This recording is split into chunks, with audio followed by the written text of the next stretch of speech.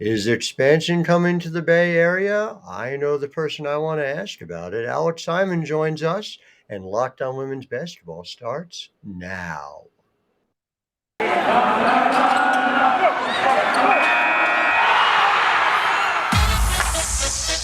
You are Locked On Women's Basketball, your daily podcast on women's basketball.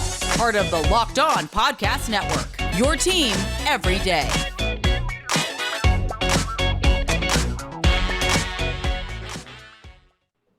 Well, hi there, and welcome to Locked On Women's Basketball. I'm your host, Howard Megdal. Reminding you, you can follow us every day by subscribing. It is, do the math on it, free. It's free, which is a very good price. So you should subscribe wherever you get your podcast to Locked On Women's Basketball. We're grateful for you making us your first listen. Make sure you're following all the work we are doing over at thenexthoops.com. We cover women's basketball 24/7, 365. Although coming in 2024, we will cover it 24/7, 366. So be on the lookout for that, obviously, when the leap year gets here. And I am joined as a real honor from Bay Area News Group. I think we've seen him other places. Alex Simon. Alex, when you think about the leap year to come, that extra work, I mean, how critical will that be for us to make sure we get to everything when it comes to women's basketball? I mean, that one extra day, I don't know how we account for it, but there might be one extra day, two extra teams come It's 2020. very possible. And so we're going to get to that. We're going to get to the Golden State.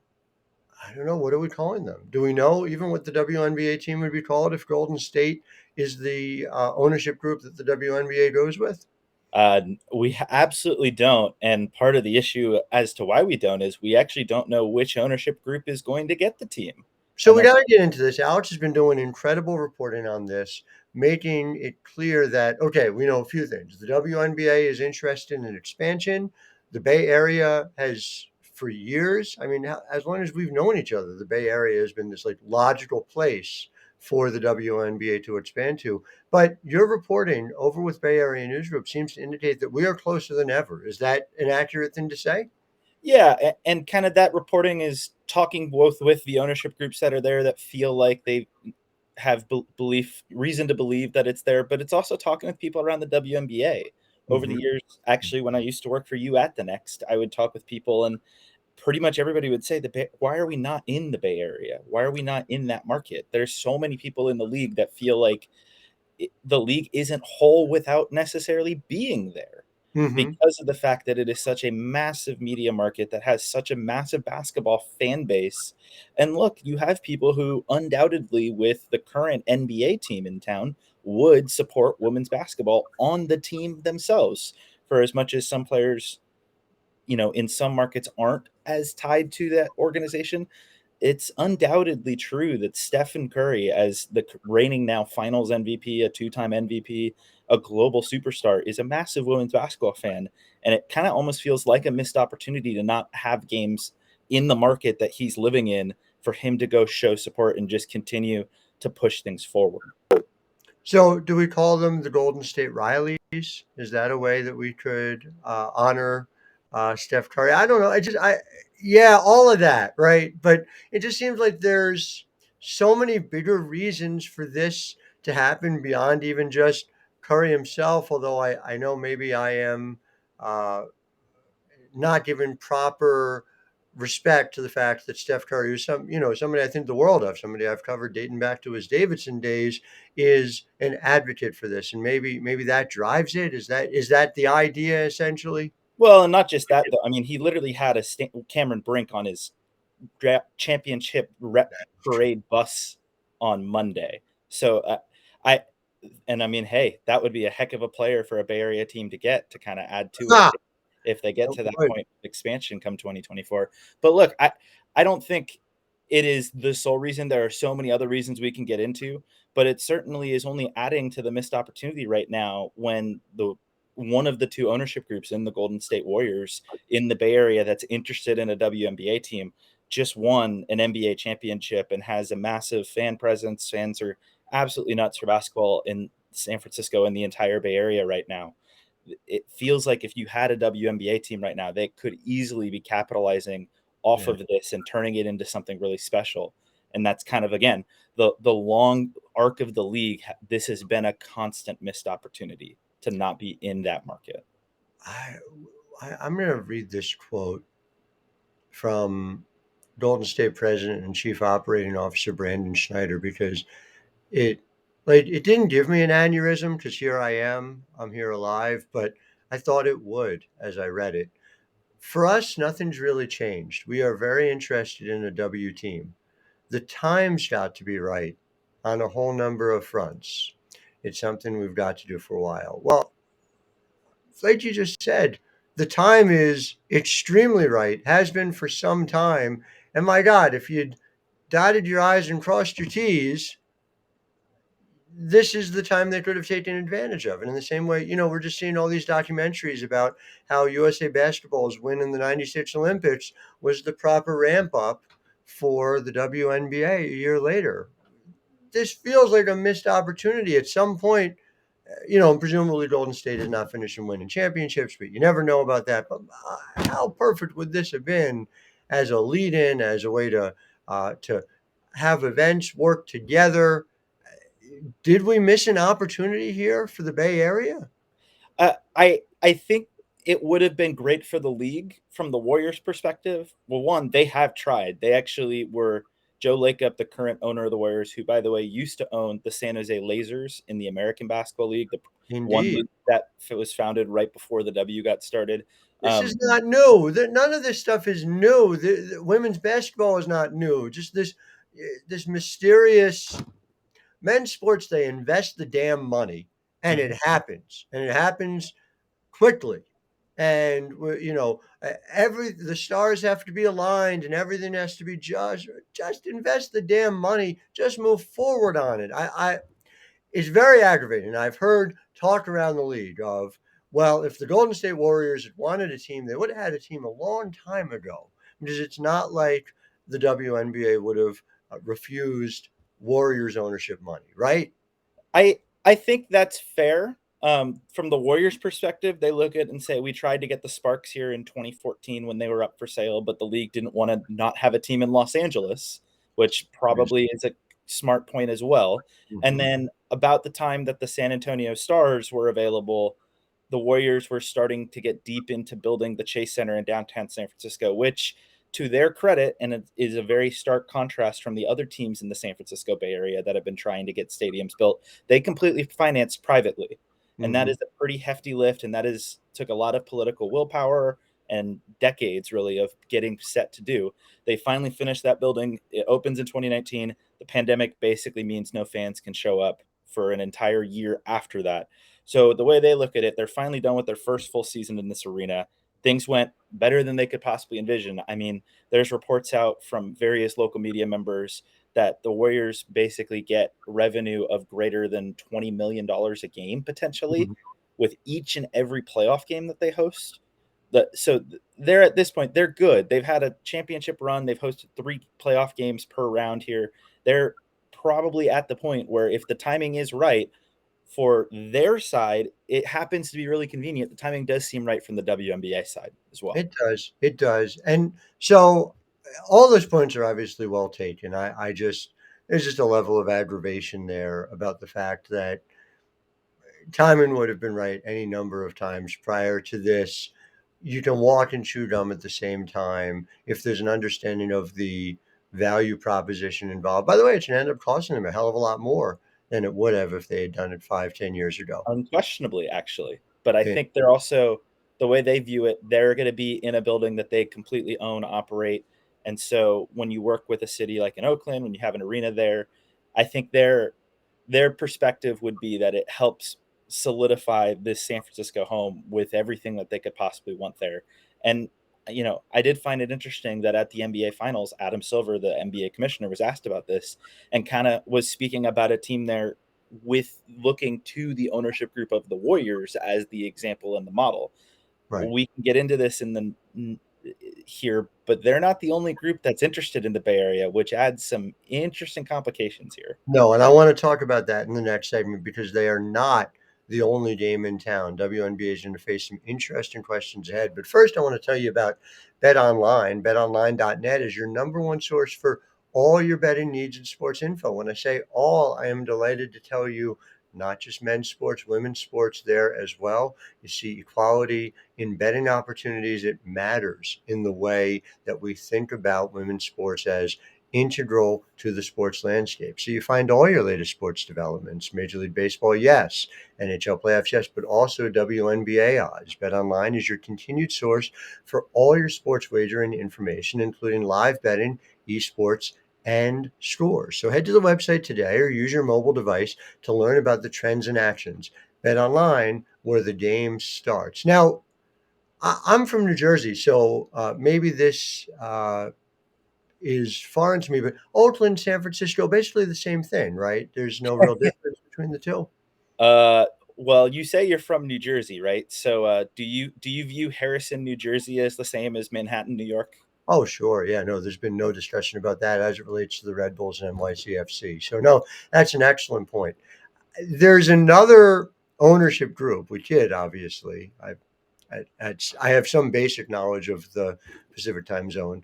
And this group, as near as I can tell in Oakland, has virtually everything you're looking for, whether it comes to a place to play, when it comes to a dedicated ownership group, when it comes to the support of the city. Take me through the Oakland competitor for a Bay Area WNBA team. Yeah, African American Sport and Entertainment Group. They go by, we can shorten it to AASEG Yep. there. They've been based in Oakland. It's a group of entirely black led group that is focusing with black women leading the charge for a WNBA team. This is a group that has kind of big aspirations to be a black ownership group in a variety of sports. They want to push for an NFL team to come Mhm. back to Oakland and bring a team back there that would have an entirely black ownership led group. But the WNBA team, I think they recognize smartly, by the way, that both it is easier to get maybe a new WNBA team, and also there is some undoubtedly political capital to win by pushing for this. Oakland has lost the Raiders to Las Vegas. I don't Yeah. think it's a secret to announce the Warriors moved across the bay, which for some people means they stay in the same place. Oakland would tell you we lost the Warriors to our competitor because it is a bridge away, and so much of the Bay Area is oriented in kind of a San Francisco is the center and everything else is below it. That Mm. they feel they lost the team there. They lost the tax revenue, obviously, that can come from that. They lost a lot of just the political capital of people staying in and around Oakland. Plenty of teams would stay in San Francisco, but you would have fans and whatnot staying in Oakland. People would be coming through Oakland. So for the city of Oakland, you lost it. And obviously, there's a very interesting negotiation dynamic happening with the Major League Baseball team in town, the A's, who charitably do not seem to love their current arrangement and are looking for a way out of it, whether it's with a new downtown stadium in Oakland or in other markets like Las Vegas. It didn't seem to be going very well with the Oakland Athletics. That's not when you're up close the way you view it. Uh, I would suggest that that is not the case, to put it mildly. But Yeah. that's where I think AASCG has been wise to realize there is some political capital to gain by going after WNBA team, and they have No people doubt. inside the city of Oakland, including the vice mayor Rebecca Yeah. Kaplan, who are really working hard with them to try to make them an attractive option. And look, their ownership push for a WNBA team is currently being headed by former WNBA star Elena Beard. They've really done a lot of the work and been working with the WNBA for a while now, actually, trying to Yeah. make sure that they have all of their ducks in a row, that the moment that they get to a point here where they've finished their negotiation, that they did get an exclusive negotiating agreement with the city of Oakland to be one of the owners of that complex, which is half owned by the city of Oakland and half owned by Alameda. Hmm. Alameda's already sold their half to the A's. There's a little bit of controversy around that. There was an investigation that I think might still be ongoing into that sale. But Oakland's half was put up for sale, and this group, AASEG, won the rights to negotiate for it.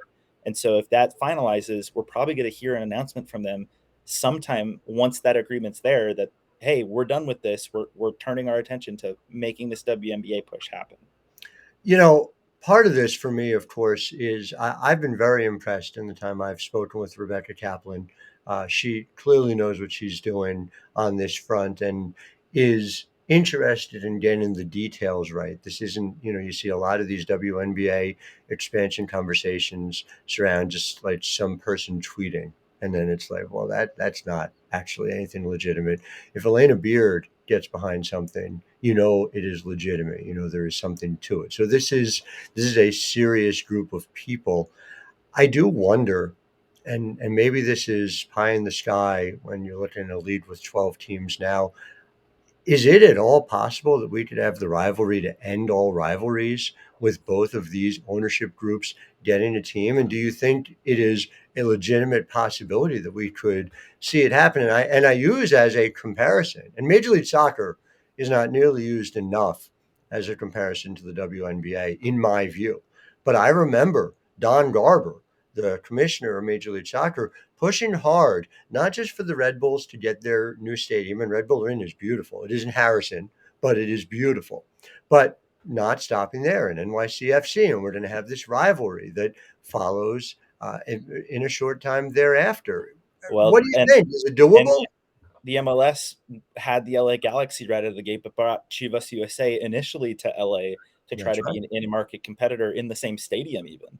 Yeah, I mean, Chivas USA failed not because you couldn't have two teams in that market, but for right. You have Alicia Rodriguez on here. I have a whole other conversation. And LAFC is proving again that a two-team market. I think if we were at 18 teams and the Bay Area still wasn't there, I think you could make that a more legitimate argument. Yeah. If you take in this current expansion proposal where you're at 12 teams and you have so many interested parties in so many other parts of the country and just around, people are pushing really hard for teams, I think it's going to look poor to their other potential expansion markets if in this round they go, actually, we're just double dipping in this one area. Mm-hmm. I think it would be a fascinating thought. But I mean, even up in Sacramento, there's interest in the team. Imagine telling Sacramento, hey, we're going to actually drop two teams within a 2-hour drive of you, but not give you a team. Mm-hmm. If the ownership group in the arena in Sacramento are as interested as at times has been reported now that they have their new arena. Right. So, I mean, but that's the question, right? If you have the dedicated ownership groups, isn't that more important than figuring out true geographical balance? If we ended up with two dedicated ownership groups here in the Bay Area, everyone keeps talking about Philadelphia, and I'm curious to keep an eye on Philadelphia. But the owners, Harrison Blitzer of the Philadelphia 76ers have purchased, I have to go back and do the math, but I think in 37 other professional leagues. And yet it doesn't seem like you hear a lot of buzz around them adding a Philadelphia WNBA team. It goes back to what we're talking about. If the interest is there, where is the proof of the interest? And so if we've got two Bay Area ownership groups who are willing to spend and then to build in that rivalry, I don't know. That doesn't seem like a losing proposition to me. And I'm saying this is somebody who's not easily able to cover either one of those teams 3,000 miles away. Well, but I think you bring up an interesting point, which is that I don't want to necessarily decry some of the teams around the WNBA currently as failed ownership groups. Mm-hmm. But I think there is very much a haves and a have-not situation in terms of the best ownership groups. And I think there's a legitimate argument to make that part of the tricky dynamic that the WNBA is going to have to deal with here is that some of their best ownership groups are the ones that are co-owning a WNBA and an NBA team together. But that's also some of their worst too. And some of the ones where it's clear that the WNBA is an afterthought, that even if you have the idea that was initially tied to the league, which is let's get 8 markets where we can give the NBA team a WNBA team, that didn't work then. It hasn't always worked now. It certainly does in certain markets, but I think that's what maybe makes the Oakland group a little more enticing than you would initially think, just based off of, if the Warriors want the team, they're there. This is a team that the only thing they would have right now is the WNBA team, and they would have sole rights to an arena where the WNBA team would be part of operating the arena. That includes booking the concerts. The thing that we see so many WNBA teams suffer for when concerts get booked, they have to, run to the hills to find a different arena. The WNBA team would be the one booking the concerts as part of the ownership structure. I think that would mean the playoff games would get a little higher priority over a concert with the WNBA team being the one booking the arena. I don't know. Maybe that's a far-fetched idea. It seems pretty logical in that regard. I was watching a film called Unfinished Business about the WNBA and the New York Liberty specifically. There was a headline that came up on the screen during the course of that about why the Phoenix Mercury were not able to play in their home arena during a playoff game. I have to look it up, who wrote it. It was an excellent journalist, whoever it was. Before we get to the bottom line of all of the endless amount of riches that exist in the Bay Area for potential WNBA teams, I want to talk about a similar endless array of riches, but they're for your taste buds. And I'm talking, of course, about Built Bar. Built Bar has done it again, Alex. They've added something called Mud Pie.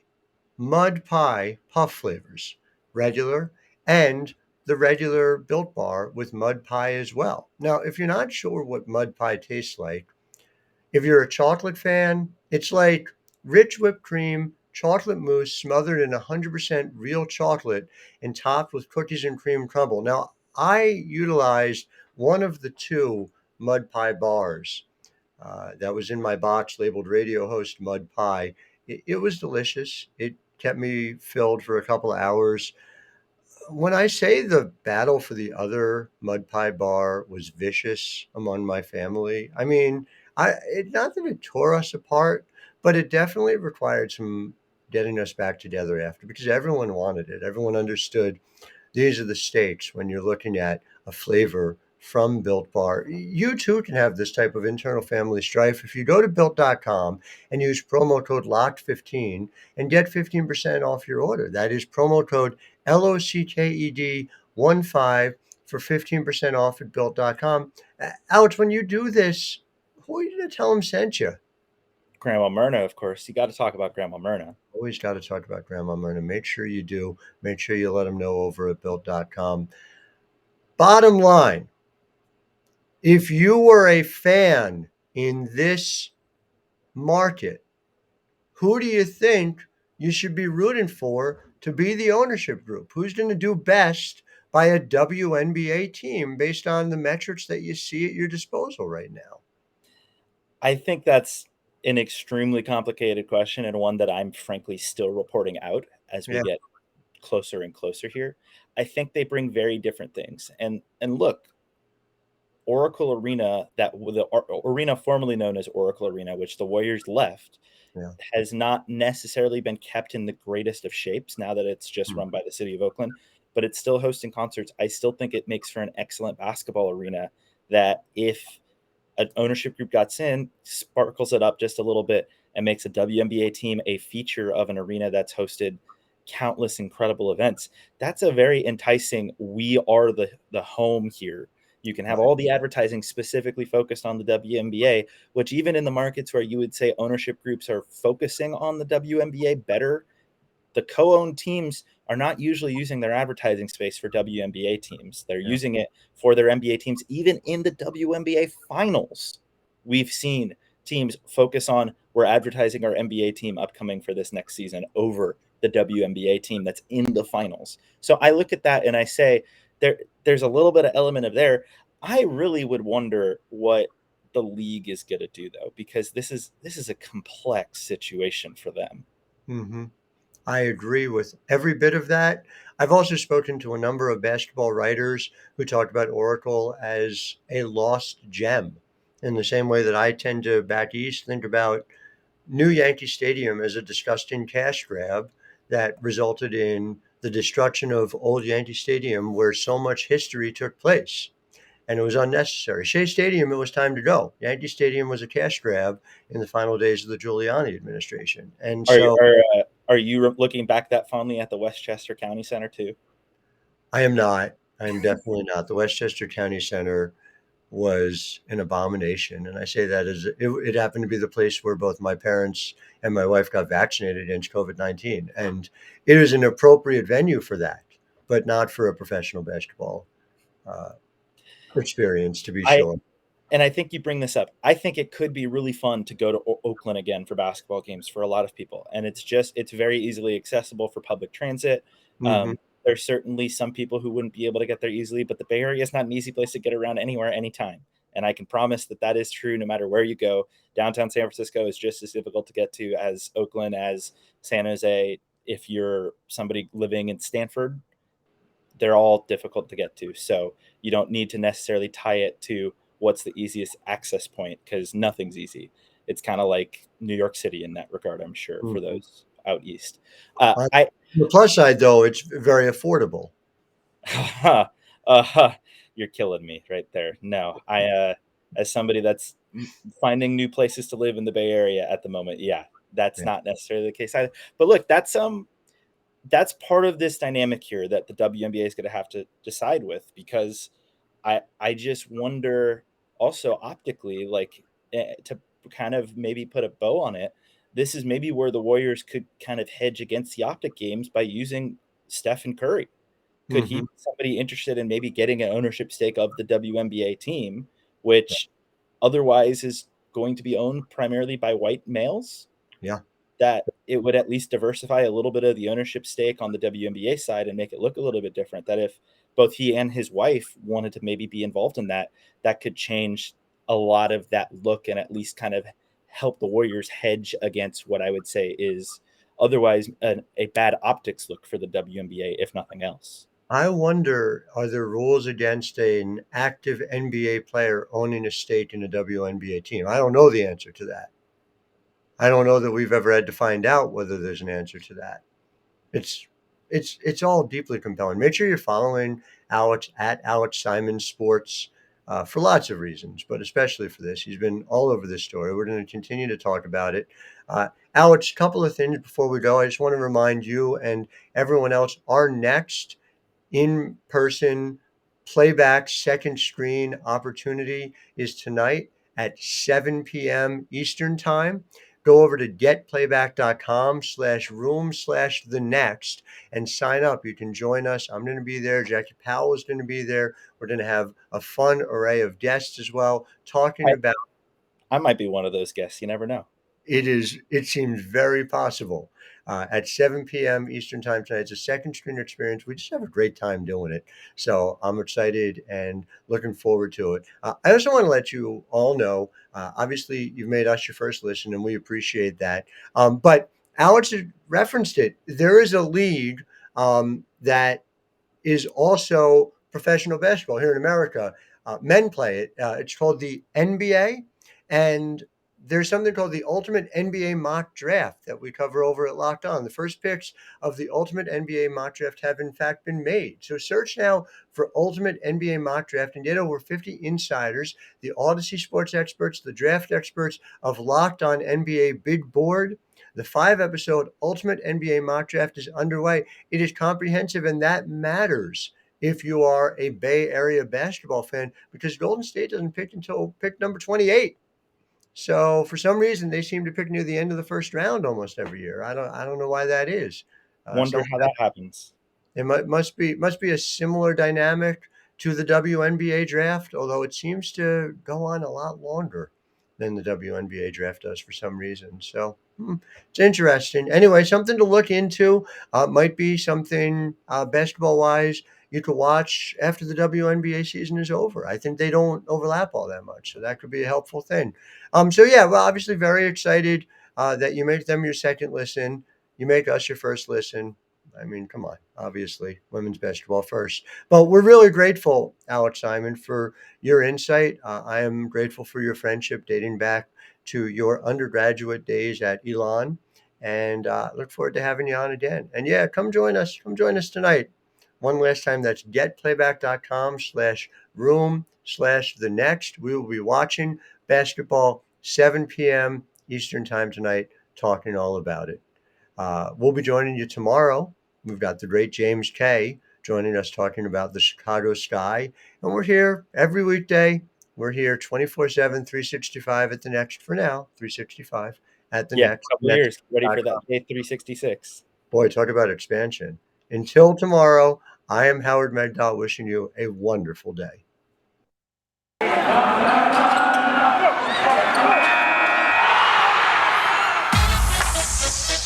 You are Locked On Women's Basketball, your daily podcast on women's basketball. Part of the Locked On Podcast Network, your team every day.